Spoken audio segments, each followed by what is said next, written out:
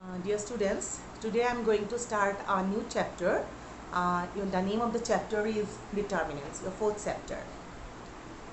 Hope you have already completed your third chapter matrices. So in the third chapter, we have seen that there are different types of matrices we have got. নিশ্চয় তোমালোকৰ মনত আছে যে আমি last চেপ্টাৰত কি কৰিছিলোঁ বেলেগ বেলেগ ধৰণৰ মেট্ৰাইচেছবোৰ পঢ়িছিলোঁ ফৰ এক্সাম্পল তোমালোকে ৰেক্টেংগুলাৰ মেট্ৰিক্স পাইছিলা স্কুৱেৰ মেট্ৰিক্স পাইছিলা In this chapter we will deal with the square matrix. আমি তাৰমানে ইয়াতে কি কৰিব লাগিব স্কুৱেৰ মেট্ৰিক্সৰ লগত ডিল কৰিম কেনেকুৱা ধৰণৰ হ'ব তোমালোকে চোৱা Actually if you consider a square matrix corresponding to each square matrix there is associated number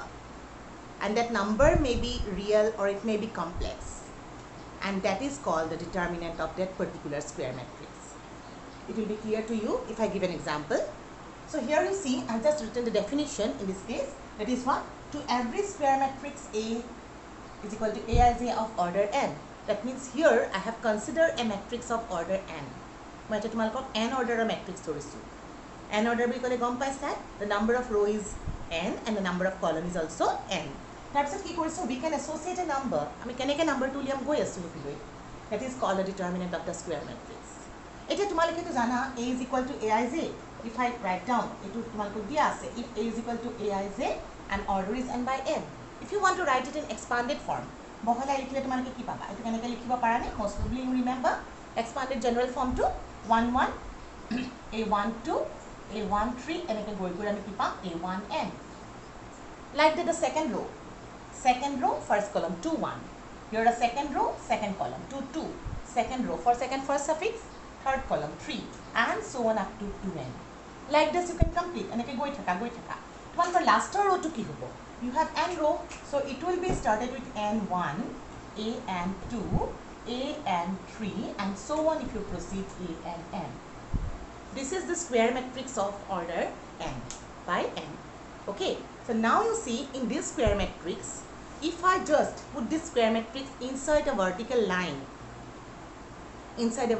that is a square matrix I have considered. That square matrix if I put it inside a vertical line, that means instead of column if I replace the column by a vertical line, that's it. Okay, so like this a11 a12 so on up to a1n এনেকৈ গৈ আছোঁ গৈ a1n লিখিছোঁ and this one এইটোকে মই লিখিছোঁ দেই a21 a22 so on up to a2n এনেকৈ গৈ আমি লাষ্টৰটো লিখোঁ an1 an2 and so on up to ann. Okay, so this is symbolically denoted by what? Determinant of A. এইটোক আমি determinant of A বুলি কওঁ তাৰমানে তোমালোকৰ determinant of A টো symbolically বেলেগ একো নহয় just matrix এইটোক তোমালোকে ব্ৰেকেটছৰ ঠাইত কি কৰিবা you have to change it by vertical line.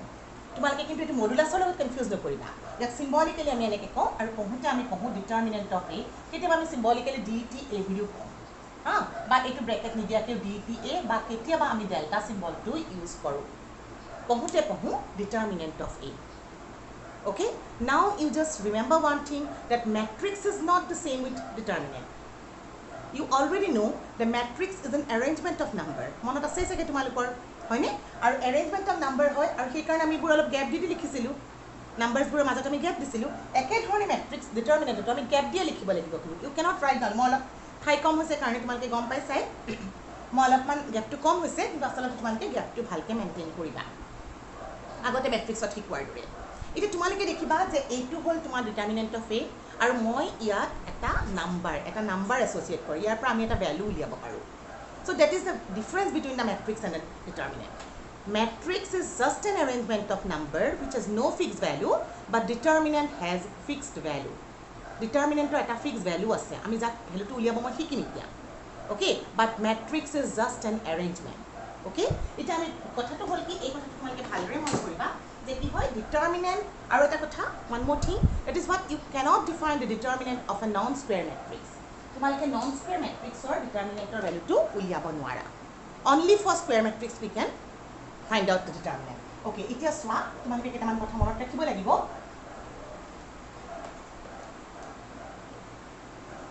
so you just remember these things that as a note you can remember it that determinant has fixed value. But what? But matrix to tumalke ki koisila? Matrix ba matrices o kobo para? Matrices are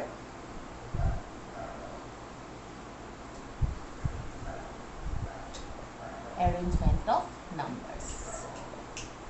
or entries. Okay, so tumalke ei kotha monot rakhiba je determinant to hoise determinant has a fixed value, but matrix is just an arrangement of numbers. Also it has no fixed value. Okay, etu tumalke monot rakhiba numbers it has no fixed value. tumalke tamane matrix are determinant of part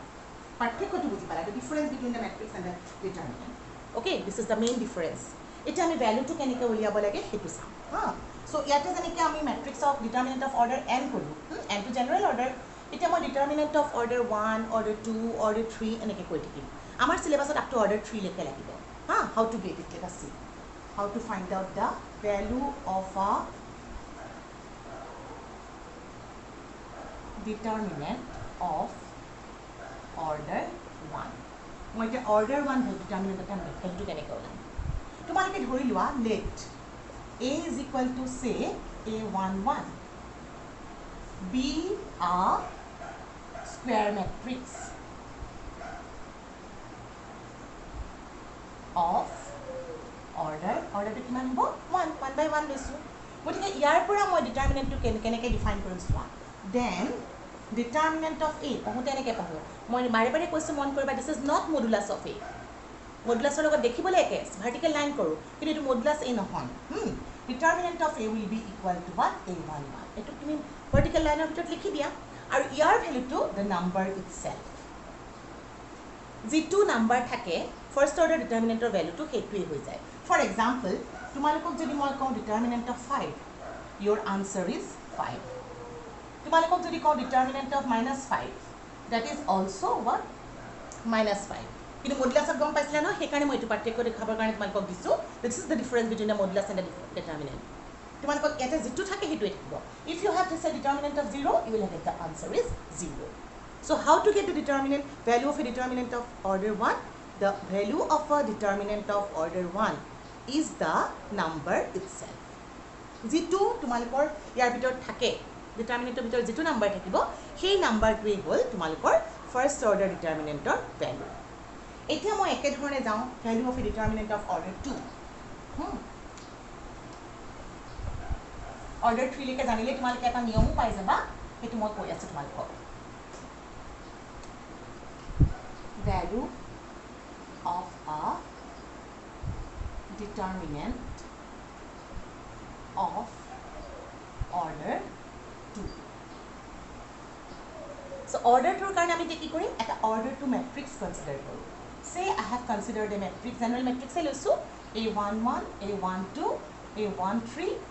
sorry general লৈছো to a21 a22 so we have considered this is a matrix of order 2 by 2 or order 2 এটা ইয়াৰ determinant কি হ'ব then determinant of a এই ঠাইত বেলেগো হ'ব পাৰা দেই vertical line দি replace কৰি দিয়া a11 a12 a21 a22 হল আৰু ইয়াৰ ভ্যালুটো আমি কেনেকৈ উলিয়াম চোৱা you just multiply ইয়াৰ পৰা start কৰা এটো multiply কৰি দিয়া তাৰমানে কেনেকৈ পালো a11 into a22 cross কে multiply কৰিলা minus কিয় প্লাস মাইনাস আহে তোমালকে মাইনৰ কোফেক্টৰ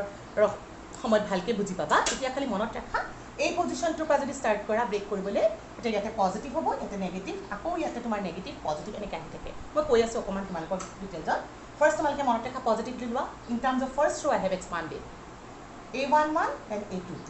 then minus ইয়াৰ পৰা স্টাৰ্ট কৰা আৰু ইয়ালৈ আহা নেগেটিভ তাৰমানে কি হ'ল a12 a21 is not it just like cross multiplication হয় না নহয় ক্ৰছ মাল্টিপ্লিকেশনৰ দৰে a11 a22 আৰু এফালে হৈ গল তোমালোকৰ a21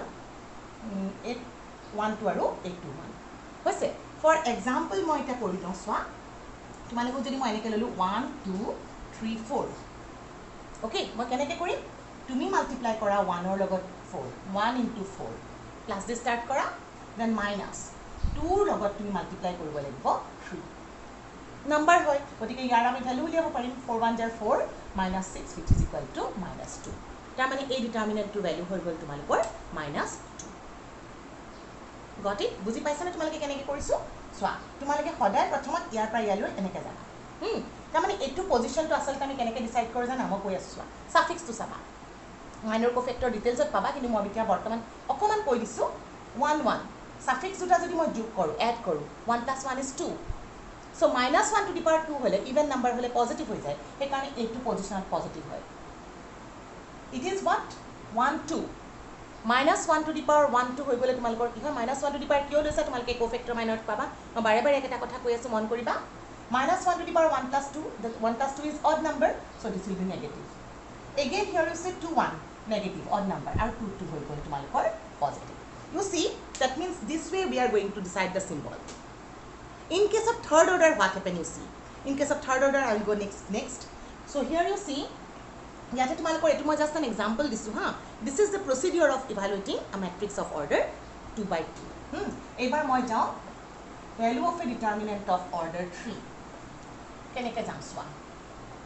order 3 লৈকে লাগিব গতিকে আমাৰ বিশেষ একো প্ৰবলেম নাই আৰু এতিয়া order 3 কাৰণে তুমি এটা 3 by 3 জেনাৰেল ম্যাট্ৰিক্স লৈ লোৱা 1 1 a 1 2 a 1 3 a 2 1 a 2 2 a 2 3 then a 3 1 a 3 2 a 3 3 this is the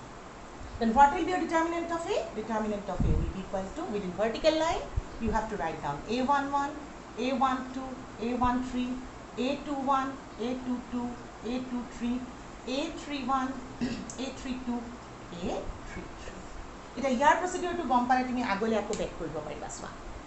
মই সিম্বলটো কথা প্ৰথমে কৈ দিছো 1 1 পজিশন 1 1 1 + 1 is 2 so এইটো পজিশনত হ'ল প্লাস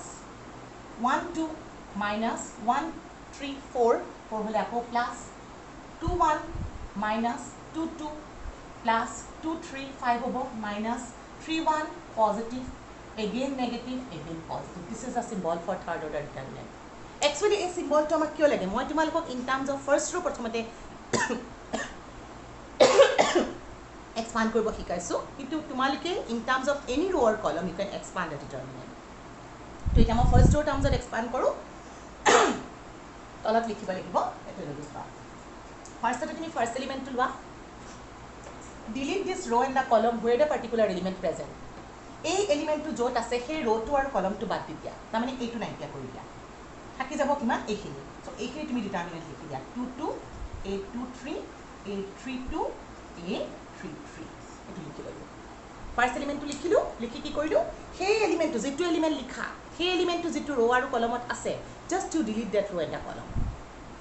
এটো a11 টো ক'ত আছে এই ফার্স্ট ৰোত আছে আৰু ফাৰ্স্ট কলমত আছে সেই কাৰণে মই ফাৰ্স্ট ৰো ফার্স্ট কলম বাদ দি দিলো এটো নাই বুলি ভাবাছো এটো নাই ই থাকি গল a22 23 a22 a23 32 সেম পজিশনত লিখি দিয়া সিম্বল টু দিয়া নেক্সট মাইনাস এলিমেন্ট টু লিখা a12 এবাৰ a12 ক'ত আছে ফাৰ্স্ট ৰো সেকেন্ড কলম সো তুমি এবাৰ ফাৰ্স্ট ৰো সেকেন্ড কলম টু বাদ দিয়া what will be left এটো থাকি গল যেনেকৈ আছে তেনেকৈ লিখিব লাগিব a21 এটো ৰাখি গৈছে এফালে a23 a31 a33 this is done okay so তোমালোকে মন কৰা মই কিন্তু ঠাইটো বদলি কৰা নাই যেটো বাদ দিছো সেটোহে গৈছে বাকি ৰখি যোৱাখিনি কিন্তু একে আছে দেই পজিশন বা এবোৰ চেঞ্জ নকৰিবা এতিয়া মই নেক্সট টু লৈ যাও এটা in terms of first row I have expanded so I have to put here their positive symbol a13 যেতিয়া মই a13 লিখো তেতিয়া মই কোনটো বাদ দিব লাগিব first row third column what is left you see এটো ৰখি গৈছে a21 a22 a31 a33 অকমান হিফালে সাইডলৈকে গুছি গৈছে মালকে মন কৰিবা মই আকৌ ৰিপিট কৰি দিছো হেকাৰণে a2 টাইমছ অফ যেতিয়া লিখিছা you delete this row and this column what will be left a21 a31 a22 a32 so এতিয়া তুমি সোৱা থাৰ্ড অৰ্ডাৰ টু কনভাৰ্ট হৈ গল সেকেন্ড অৰ্ডাৰলে হয়নে এটা সেকেন্ড অৰ্ডাৰ টু মই আকৌ এক্সপান্ড কৰিব পাৰিম আগৰ মেথডটো দিও কৰা কিন্তু মই এইটো ধৰণে কেনেকৈ কৰে সেইটো কৈ দিছো আলটিমেটলি কিন্তু ক্ৰছ মাল্টিপ্লিকেশন কাম সোৱা মই এইটো ওপৰত লিখি দেখাই দিছো তোমালোকে যদি মই এটা এটুক এক্সপান্ড কৰিব খুজো তেতিয়া কি কৰিম সোৱা a11 টো লিখিলোৱে এটো একো চেঞ্জ দিয়া নাই মানে মাল্টিপ্লিকেশন মই জানোৱে মই একটা মেথডে ফলো কৰিছো সোৱা যেনেকৈ থাৰ্ড অৰ্ডাৰৰ পৰা ছেকেণ্ড অৰ্ডাৰ পালোঁ মই এতিয়া ছেকেণ্ডৰ পৰা ফাৰ্ষ্ট অৰ্ডাৰলৈ কনভাৰ্ট কৰিম ফাৰ্ষ্ট এলিমেণ্টটো লিখিলোঁ কি হয় A22 A22 য'ত আছে সেইটো ৰ' আৰু কলমটো বাদ দিয়া I mean you just delete this row and the column what is left A33 তেতিয়াহ'লে তোমাৰ ইয়াতে কি থাকি যাব A33 okay and after this you see the next minus symbol already you know okay so minus plus minus then 23 you put 23 delete that row and the column where 23 present then what is left A32 ঠিক একে ধৰণে এটো মই পিছত এখিনি লিখিব লাগিব A12 আগৰটো ধৰণেও কৰিব পাৰা একেই কথা পাবা কিন্তু মই এটা মাজত এটা লাইন লিখি দিছো কিন্তু আমি সাধাৰণতে কোৱেশ্চনবোৰ যেটা সলভ কৰো এই লাইনটো স্কিপ কৰি কৰো হা সো এটো লিখিলো A2 এটোটো আছে বাহিৰৰ এটো লিখিছো A21 লিখিলো A21 য'ত আছে সেই ৰ'টো আৰু কলমটো বাদ দিয়া দিলে কি থাকি যাব A33 so determinant of A33 minus এবাৰ নেক্সট লিখা A23 delete this row in the column কি থাকিব determinant of A31 হল থাৰ্ড টু লে যাও প্লাছ A13 হল সো এতিয়া থাকিব ব্ৰেকেটৰ ভিতৰত কি থাকিব সোৱা A21 লিখা A21 যেটো আছে ৰ আৰু কলমটো বাদ দিয়া থাকি যাব কিমান determinant of A32 মাইনাস আকৌ লিখা A22 সেই ৰটো আৰু কলমটো বাদ দিয়া থাকিব কিমান A31 সো ইয়াতে মই গোটেই স্টেপস কিনি তোমালোকক লিখি কৰি দিছো হা এতিয়া মন কৰা মই যদি এখিনি স্টেপসৰ পিছৰ নেক্সট স্টেপটো পাও মই যে তোমালোকৰ সেকেন্ড অৰ্ডাৰটো ইভালুৱেট কৰোতে যেটো কৈছিলো সেইটোই আলটিমেটলি পাম চোৱাচোন A11 হল ইনটু A22 এইটো মানে কি ডিটাৰমিনেন্ট ইটসেলফ দ্য নাম্বাৰ ইটসেলফ মানে হৈ গল A33 হৈ গল হয়নে মাইনাস A23 আৰু এটো হৈ গল A32 তাৰপিছত পিছৰটো যোৱা A12 A21 A33 minus A23 number itself first order মতে এটো পালো আকৌ ইফালে এটো লিখিলো A13 A21 A32 minus A22 A31 so this is the value of the determinant এটো নাম্বার নহয় কাৰণ আমি ক'ব পৰা নাই কিন্তু যেতিয়া আমাৰ নাম্বাৰ হয় তেতিয়া আমি এটো ইভালুৱেট কৰিব পাৰিম ভ্যালুটো উলিয়াব পাৰিম আৰু একচুয়ালি তোমালোকে সাধাৰণতে আমি এটো স্টেপ স্কিপ কৰি সেই আগৰ স্টেপটো পৰা মছিদলু কাৰণে ক'ব পৰা নাই আগৰ স্টেপটোৰ পৰা ক্ৰছ মাল্টিপ্লিকেশনৰ দৰে কৰিলে আমি সেকেন্ড অৰ্ডাৰটো ইভালুৱেট কৰিব পাৰো মই তোমালোকক ইয়াতে জাস্ট এটা এক্সাম্পল দি পেলে এক্সাম্পল এটা দি দিছো চোৱা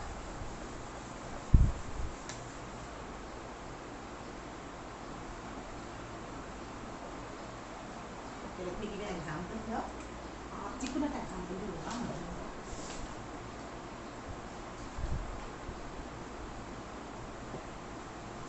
এটা এক্সাম্পল দিছো থাৰ্ড অৰ্ডাৰ ডিটাৰমিনেন্টৰ এক্সাম্পলটো দিছো